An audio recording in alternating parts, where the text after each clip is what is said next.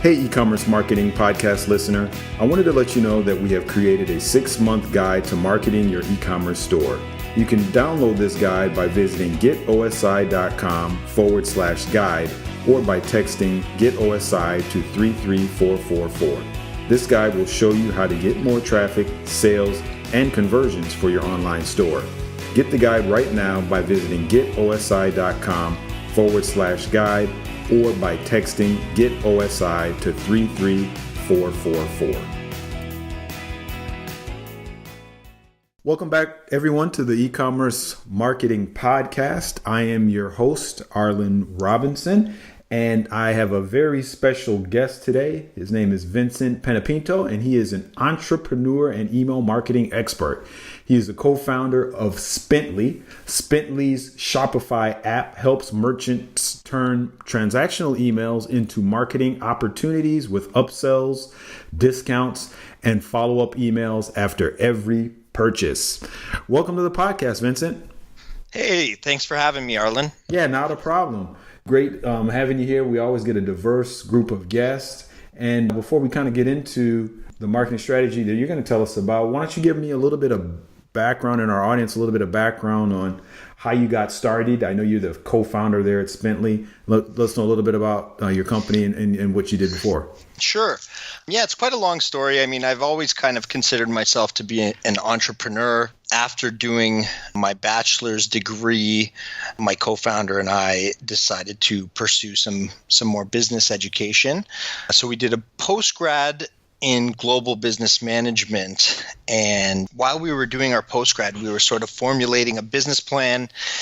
And we've actually pivoted quite a bit since the initial business plan, but it led us down the path to what Spently is today. And actually, initially, believe it or not, we wanted to eliminate the paper receipt for brick and mortar retailers. For one, we saw that thermal paper that receipts are printed on was non-recyclable, right? And brick and mortar retailers were spending a lot of money on these thermal paper rolls. Sure. And the next thing was we said, hey, this is sort of a great opportunity for customer engagement and a great opportunity to capture email addresses by sending a digital receipt instead of a paper receipt. At the time, this was probably 6 or 7 years ago.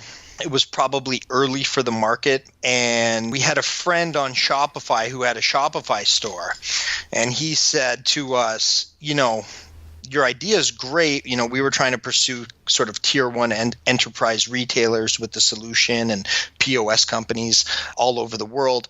But we had this friend on Shopify, and he said, there's nothing like this on Shopify.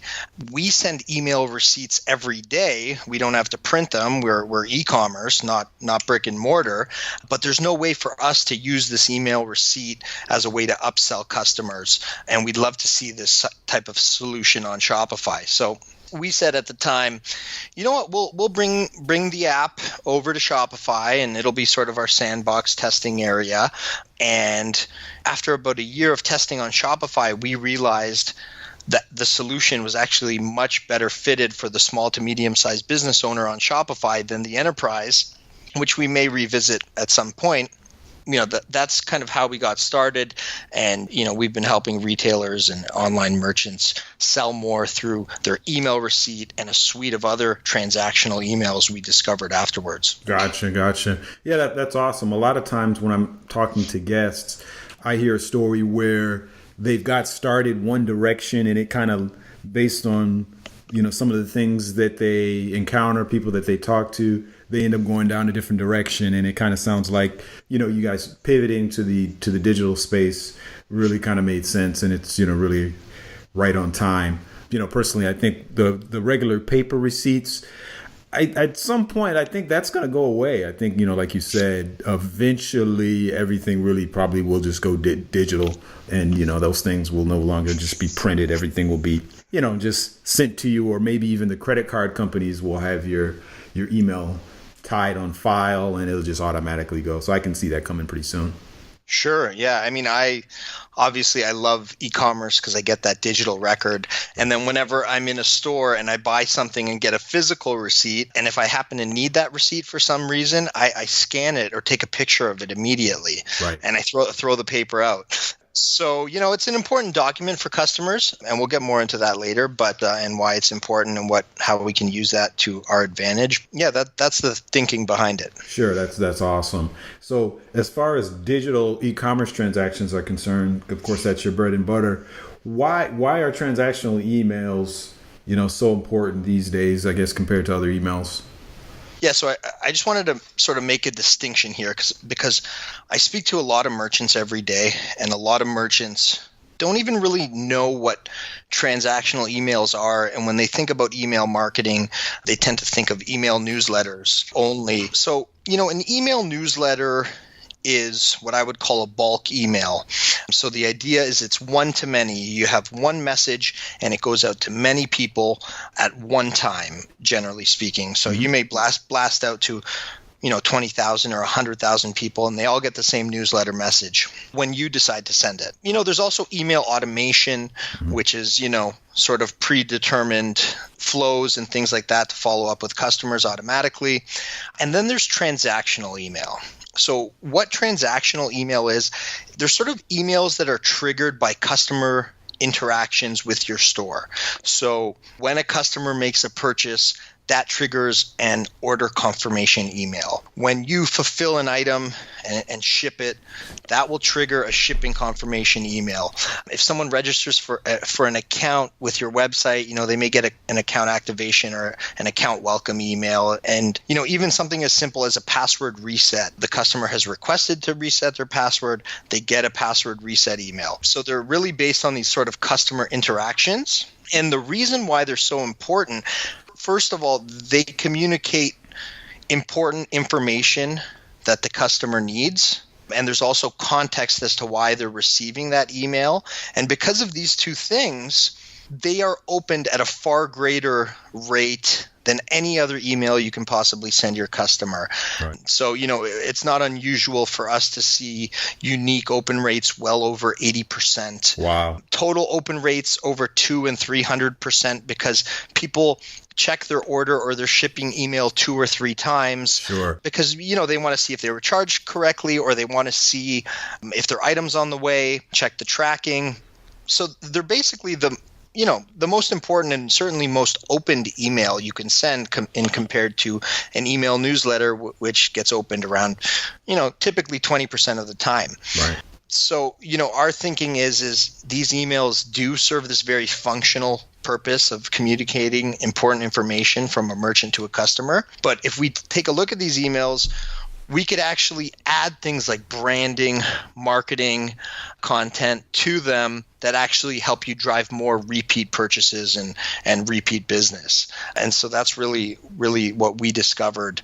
It's a super, super effective way to drive that next purchase. Yeah, that's definitely true. And I was thinking about what you said as far as the open rate on it being upwards of 80% on those types of emails. And it definitely makes sense because I can think about from my own experiences, whenever I order something, I could have an inbox of, 50 to 100 messages.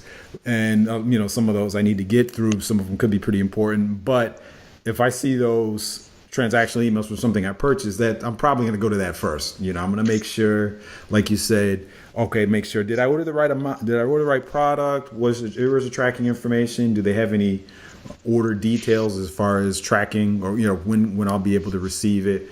Things like that. So that Sure. definitely makes sense. And I can see that from, my own personal. The other thing is that email is for you. It's for Arlen. Mm-hmm. It's not, a newsletter.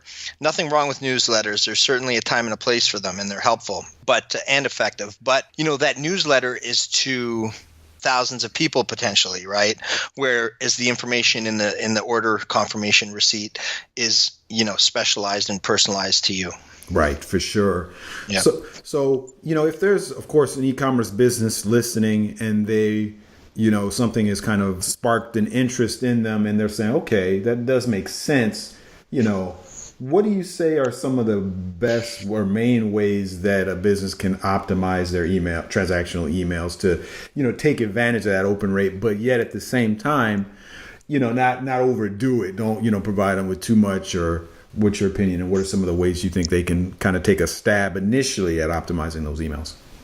One, I'll get into, first of all, they should be using them to drive revenue, and I'll get into that. But another thing is just simply customer experience. A lot of merchants make the mistake of, driving a purchase and thinking that their job has been done. So they put a lot of time and effort into designing a great website and customer experience, and then the purchase is made and the customer experience drops off and people are getting a plain text or very plain and boring order and shipping emails. Right. So if you can take your brand colors, accent colors, logo, any lifestyle images to carry that customer experience and continue it post-purchase, I mean, that's a no-brainer.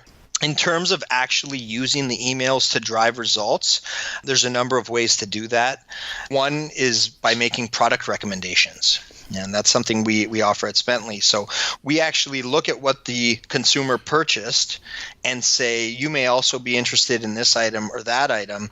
And this is something that Amazon has been doing for years very successfully, and there's no reason why other merchants shouldn't be doing it as well. Sure. So that's an easy one. Another one could be, unique or personalized discount codes with an expiry date that says, hey, thanks for shopping with us. Here's a discount code for 10% off your next purchase within 2 weeks. Someone just bought something, they are way more likely to buy again once they have bought something. And another one that I think quite well about, Arlen, is referrals. Can you put a referral program or something in that email to get them to share that discount or savings with their family and friends? Sure. So those are just a few ideas. Yeah, definitely. And with the referral aspect of it, that's something that we communicate with our customers all the time as a strategy to promote their program. I've even given several webinars where I highlight that particular aspect of promoting the referral program, because you don't even have to do anything fancy if you've got a referral program. In those transactional emails, you can just have a kind of a soft offer or a link to say, refer your friends, or sign up to refer your friends and earn whatever it is, earn 20% commission or earn discount towards future purchase, whatever the offer is. And it's something really easy to do, within just a couple lines of text, you can easily put that there. And just the fact that those emails are getting the super high open rate, definitely take advantage of it. Give them the ability to share via email, Facebook, Twitter, however they want to share that referral. And just going back to that stuff, it's not just about driving that first purchase. It's really about driving the repeat purchase. Right. I've read stats that say it's 14 times more likely to sell to an existing customer than it is to a new customer. Yeah. Right? Like, you have an audience, you have a captive audience. The transactional or store emails are a great way to take advantage of that captive audience. I read another statistic recently saying that, the average sort of successful or established e-commerce business, 43% of their business comes from repeat purchases. Okay. So yet 80% of people are spending on top of the funnel marketing solutions like, Facebook ads or Instagram ads or things like that to get the first purchase in, but they're often not focusing on how do we get those customers that have purchased to purchase again and again and again, whether that's through transactional emails, a loyalty program, something else. But it's certainly, a good strategy to implement.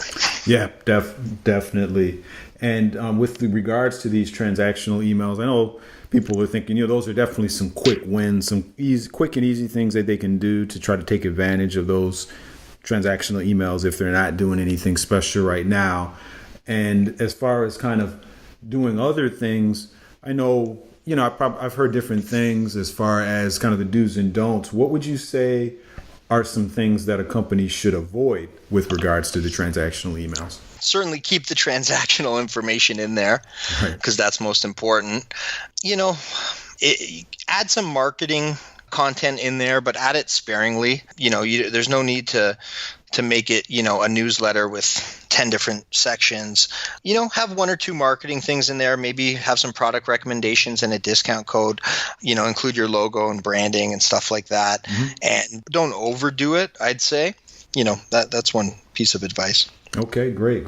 Yeah, I guess that's the key thing. You don't want to overdo it and, be too salesy when, of course, the main reason for the email is the transactional information, the ordering details. So you don't want to overwhelm them or have them have to dig around just to find the tracking information. So that totally makes sense.